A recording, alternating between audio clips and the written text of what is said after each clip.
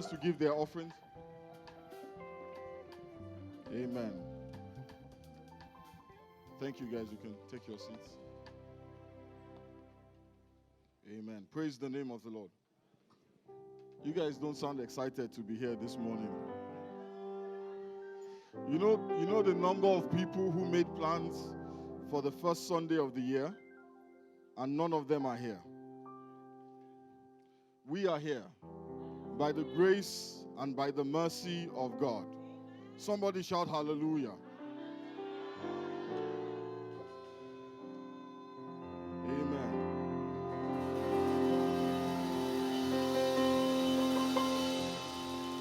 Amen. Praise the Lord. Amen. Amen. We have a lot of our parents worshiping with us today. If you are a parent, amen. And when I say parent, not a parent with toddlers. Amen. If you are a parent of a parent, yeah, can you please rise to your feet this morning? We just want to honor you. Amen. Hallelujah. Amen. Amen. Let's give the Lord a round of applause. Hallelujah. Amen. Amen. Thank you very much. God bless you. God bless you. You may please take your seats. Amen. Amen. Welcome to Jesus' house. For those of you who are worshiping with us for the first time, this is where your children go. Amen.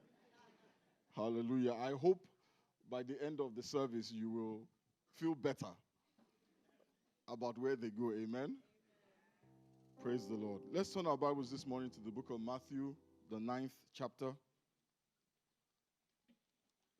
And we'll read from the 28th verse.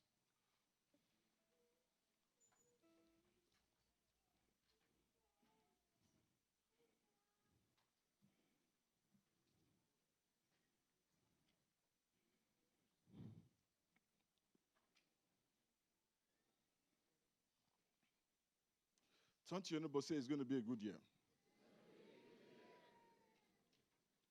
If you believe that, shout hallelujah.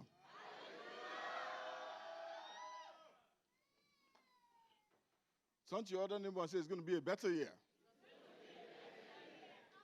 If you want that to be true, shout hallelujah. Matthew, the 9th chapter and the 28th verse. Is it on the screen?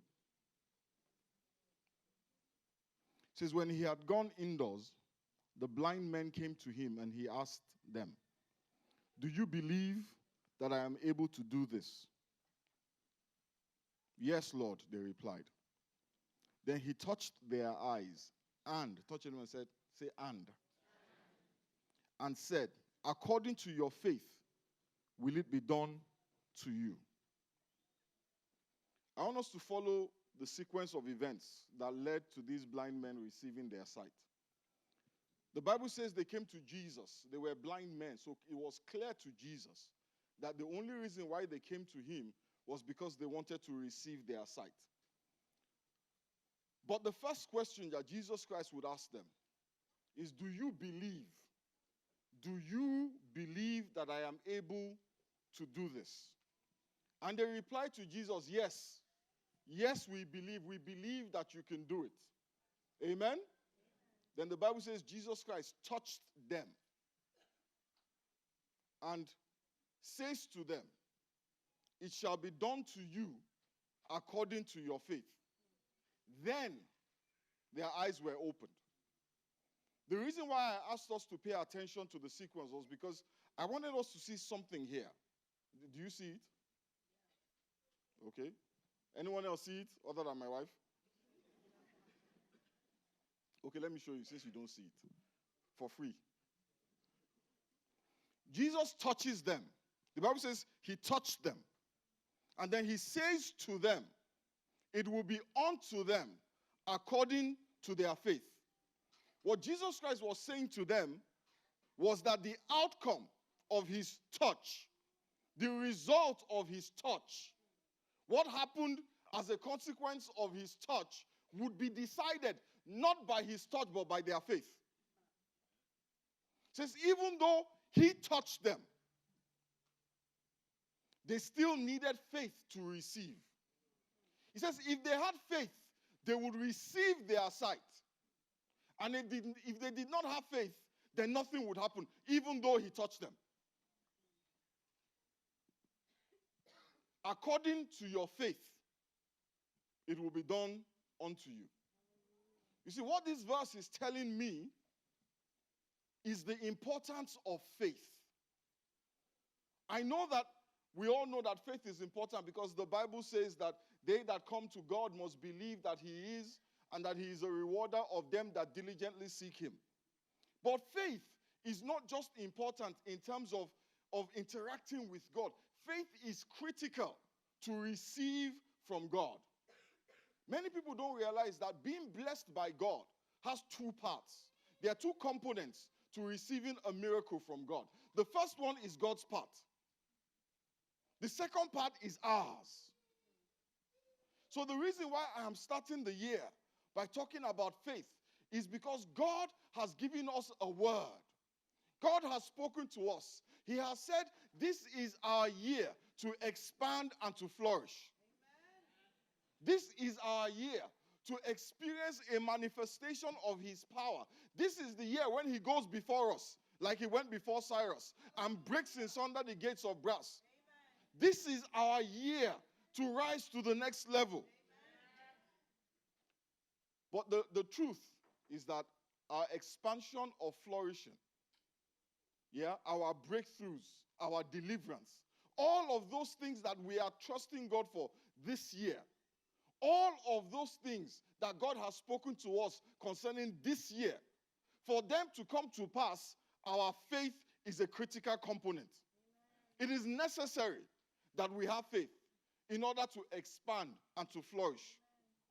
The Bible says in Psalm 107 and verse 20, it says, God sent his word, amen? And he healed them, and he delivered them from their destruction. This verse of scripture is speaking about Jesus Christ, yeah? The Bible says in John chapter 1 verse 1, in the beginning was the word, and the word was with God, and the word was God. Amen? So when the Bible says God sent his word, the Bible is saying God sent Jesus Christ. Yeah? And it says he sent his word and healed them and delivered them from their destruction. He didn't say healed one or two. He says healed them. And delivered who? Them from their destruction. Is that true? No. If you look at the scriptures, not everybody who lived in Israel when Jesus Christ walked the face of the earth were healed. Not everybody that saw Jesus were healed. When Jesus Christ went to the pool of Bethesda, and there was a man that was crippled laying by the pool, how many people were healed that day? The Bible records only one. A pool that was so crowded, but only one person was healed. What happened to all the others? Can I tell you what happened to them? Nothing. The status quo remained. Their lives did not change, even though Jesus Christ walked in the midst of them. The Bible says Jesus Christ wept because he was in Jerusalem, and Jerusalem did not benefit from his presence. The Bible says that when Jesus Christ went to Nazareth in the book of Mark, chapter 6 and verse 5, that he could not do many miracles there. Nazareth was his hometown. These were the people he grew up with. These were the people who knew him, the people whose suffering and challenges and difficulties he understood the most. Imagine if you won the lottery today. I know many of us, that's our New Year resolution. Lord, 2016, I must win the lottery. But when you imagine it,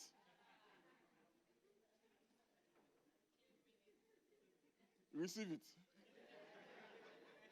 According to your faith. But think about this. When you imagine it, when you are laying down in your bed at night, thinking, what would you do with $500 million? You start to think about your friends, your family. You start to think about that guy that you grew up with, that you said, you know what, I'm going to help that guy. You start thinking about the people that you love. And yet, Jesus Christ had all the power, all the glory, everything was contained in him. But he walked in Nazareth and he could not do anything there. Think about that. The Almighty Jesus, God. And it wasn't that he didn't want to do something. He wanted to change their lives. He wanted them to expand and flourish. He wanted to heal them. He wanted to cast out demons from them. He wanted to sort out their problems. He wanted to fix their challenges. But the Bible says that all he could do was just lay hands on a few people. You know, for us, if a few people here jumped up and shouted, "I'm healed, I'm healed, I'm healed," we will be like, wow, that was an awesome service. But when they spoke about it in heaven, they spoke about it like nothing happened. Because the plan was to do more. The plan was to have a greater impact. The Bible says he walked in Nazareth and he could not do anything in their midst. And in verse 6, the Bible says he marveled at their lack of faith. You see, many times when we don't see miracles, it's not because God is not there, but because there is no faith. I want us to be clear, my brothers and sisters. Faith is an essential. Turn to your neighbor, say essential. It is critical. Tell your neighbor it is critical. And tell your neighbor it is necessary if we want to expand and flourish this year. You know, many of us started the year with a bunch of resolutions. I resolved to exercise more. I'm with you, man. I resolved to eat less junk food. This year, I will drive past Taco Bell and not stop. This year, I will eat only vegetables. This year, I will watch less television. I'm going to call AT&T and remove my HBO subscription. This year, I will not, Empire, never. This year, no more scandal for me. Bye-bye to... Is that Swahili? Hallelujah. I resolve to get better organized. I resolve to read more books. I heard somebody say that this year I resolve to be nicer. Someone else said I resolve to be nicer to some people. Hallelujah. And these are all good resolutions. Great resolutions. They will impact your life. But the truth is, if there is one area of your life that had the potential to produce the most positive result, it would be not your reading habits or your organizational skills. It would be your faith. No matter where you are in your faith right now, whether you are just beginning to explore that faith, whether you've been a Christian for many years, over the next few weeks, we're going to be preaching a sermon series called More Faith. Amen? I believe that God wants to take you to the next level. I believe that if you will give God room to move in your life, you will experience expansion in every area of that life, particularly in the area of your faith. I believe he wants to stretch your faith. He wants to challenge you to come up higher. Amen? But I think I want to define what faith is this morning. Hebrews 11 and verse 1. The New Living Translation says, faith is the confidence that what we hope for will actually happen. The confidence that what we hope for will actually happen. It gives us assurance about things that we cannot see. Faith, my brothers and sisters, is simply putting all your trust in a God who you cannot see and believing that he will do in your life as he has promised to do. Amen. Your faith, more than anything else, is going to determine the quality of your life. Amen. But there are two big things that I think we need to deal with when it comes to faith. The first problem is the focus of our faith. Everyone has faith of some sort. Everybody puts their trust in something. Some people have faith in Buddha. Some put their faith in Muhammad. you're here this morning, chances are that's not where your faith is. But some of us put our faith in our money. The more money we have, the more confidence we have. How much is in your bank account determines how you look at life. If there's a lot of money there, you walk with swagger. Yo, what's up? But when there's no money there, nobody loves me, everybody hates me, think I'll go and eat worms. Because your confidence is tied to your finances. Some of us have faith in a relationship. If only I can. Some of us, our faith is placed in a connection. And many of us, our faith is placed in our career. You know, I know what I'm talking about because I have put my faith in all of those things. And each one of them will let you down. I put my faith in connections. You know, my brothers are here. Where are they? My brothers are over there somewhere, hiding. Okay, they're not hiding anymore.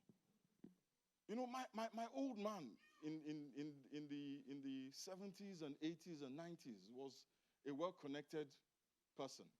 He had this friend who was made a minister in my country.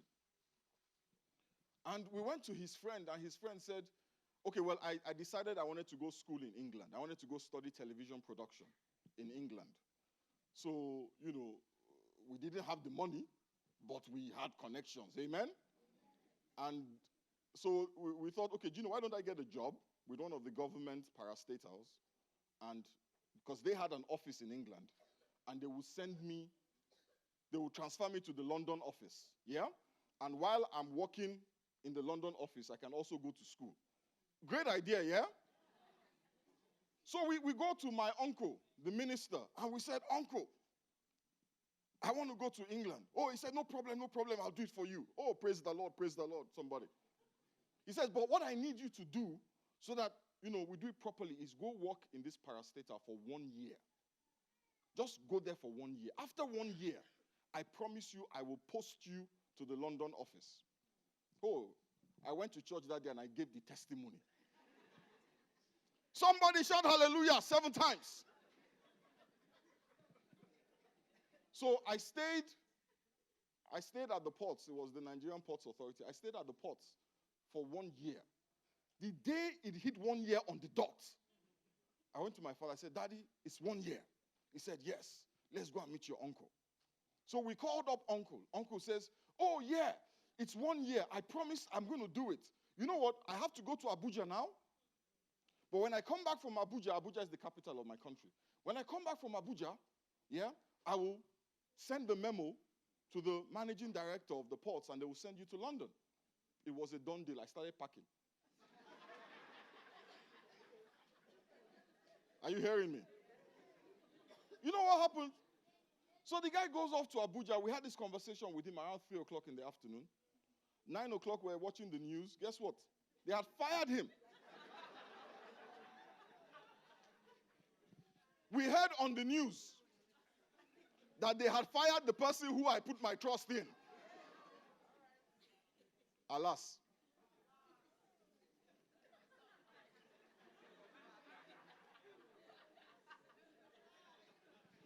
Where is your faith?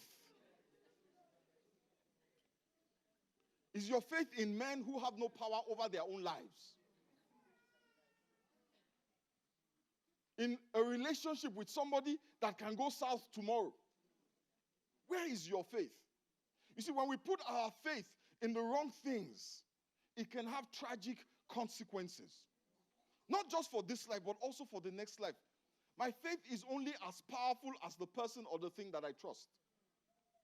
And too many of us have our faith in things that are transient. Things that don't last. And we don't realize that when we call upon the name of the Lord is a jealous God. And he will test your faith. And he will shake some things in your life. People who you think, no, they will disappoint you. It's not a curse. Money, it goes and it comes. And then there's some things that money can't touch. There's some things that you can have $1 billion in your account, and it is of no. Steve Jobs had a yacht built custom. I mean, when you see his yacht, you think it is space age. He's dead. The Bible says in the book of Jeremiah, the 17th chapter and the 5th verse, it says, "Cursed are those who put their trust in mere humans, who rely on human strength and turn their hearts away from the Lord." Psalm 118, verse 8 says, "It is better to take refuge in the Lord than to put your trust in human beings." So we need to sort out the focus of our faith. Because you see, what comes first in your life is where your faith is. Some of us, we don't trust anybody. We don't trust anybody. Me put my trust in another human being, never. But our confidence is in our own intellect. Oh, you think you're so smart. Oh my God, there's no problem you can't solve. Didn't you go to school? And then God brings a problem.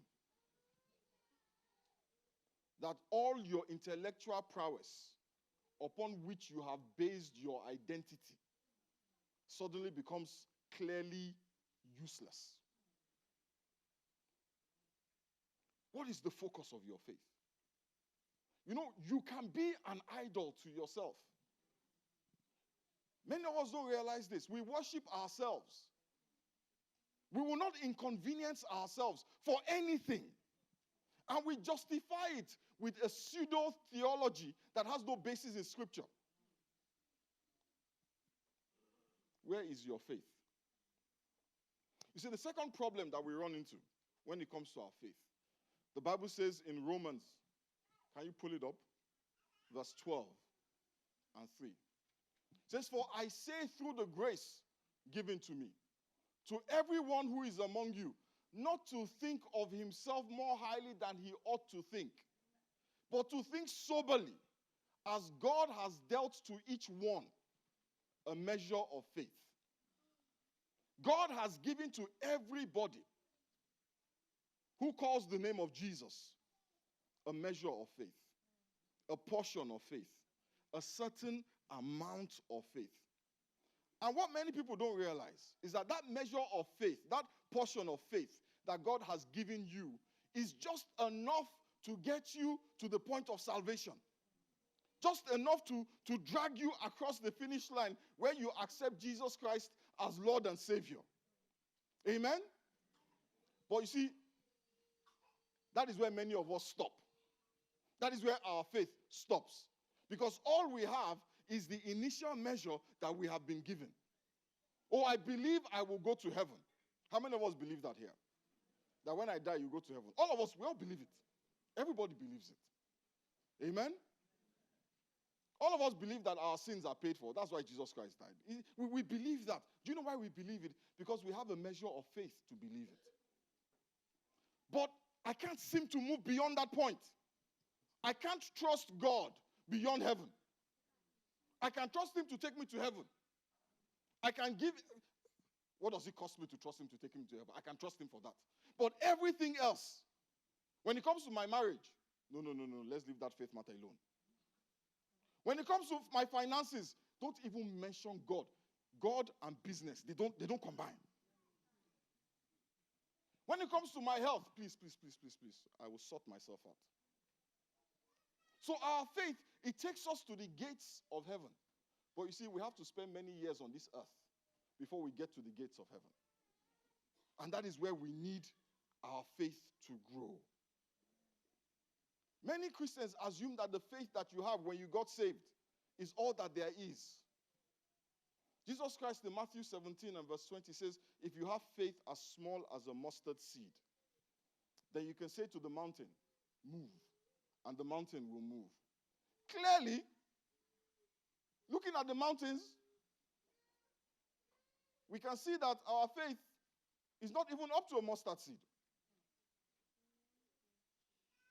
So, should we despair? No.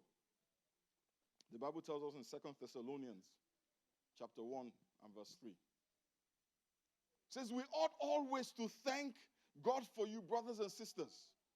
And rightly so, because your faith is growing more and what? More. And the love all of you have for one another is increasing. Your faith can grow. That's the good news. Your faith can increase. You can go from having so little faith to having exceedingly great faith. But some people believe that our faith will magically grow. As long as I'm a Christian, my faith is just going to grow. So we put our faith in cruise control and just think that somehow, our faith will grow. It doesn't work like that. That's like hoping that, you wake up in the morning and decide, you know what, I'm going to join a gym and I'm going to get a six-pack. Amen? You are hoping that your keg, you're hoping that the keg will become a six-pack. All you have to do is be a member of the gym. And every morning you wake up and you look at your membership card. And you look in the mirror. And the mountain has not become a plane. The keg is still a keg. And you are a member of the gym for 5 years. You pay your dues loyally. You don't play with your dues. You pay your dues on time. But that's all you do. Just keep paying your dues. LA Fitness, Lifetime, Texas Family Fitness. You all know yourselves. And you are hoping that all of this will disappear somehow just by being a member. How's that working out? Six packs don't just magically appear. You have to get in that gym and work it. Minimum 1 hour every day. Cardio, weights, and gradually out of the mountain cometh the six-pack.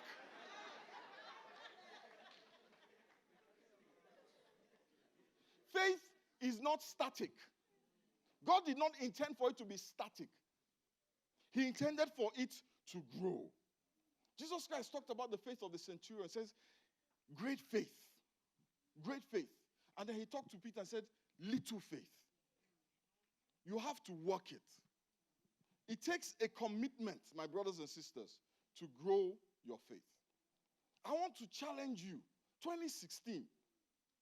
Be intentional. Be deliberate about growing your faith. It will have unbelievable impact on your life. That's why we're teaching this series.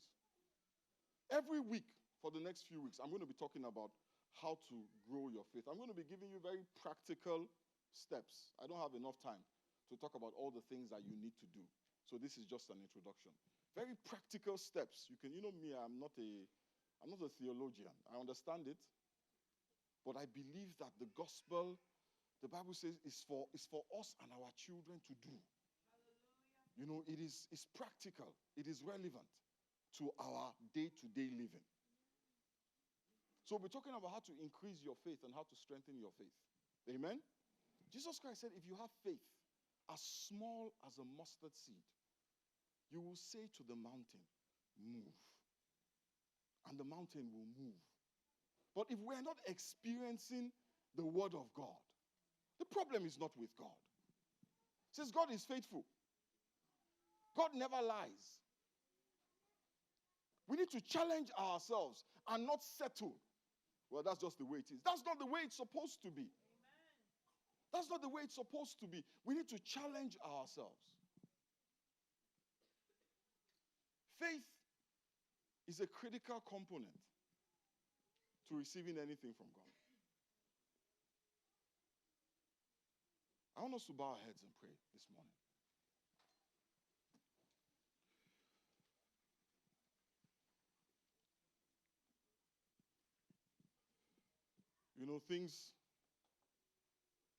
We get saved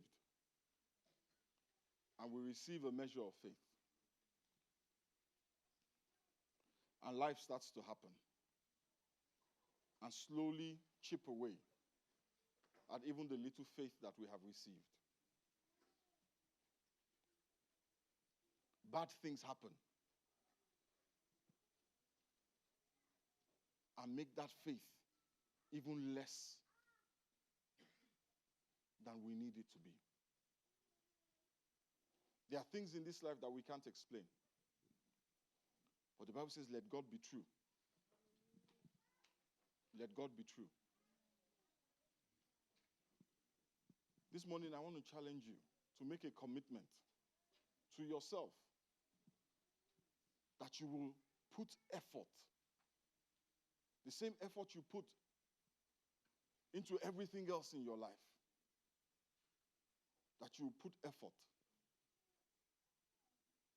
into increasing your faith. Father, we thank you. Almighty God, we bless you. We give you praise and we give you glory. There's no one like you, O God. You are a good God. You are a merciful God. Father, we commit ourselves into your hands. We ask in the name of Jesus that you will help us this year. That no matter what goes on around us, that our eyes will always be on you. No matter the challenges we face, our faith will always be in you. That, Father, we may receive the fullness of all that you have promised us. We give you praise and we give you glory. In the mighty name of Jesus, we have prayed.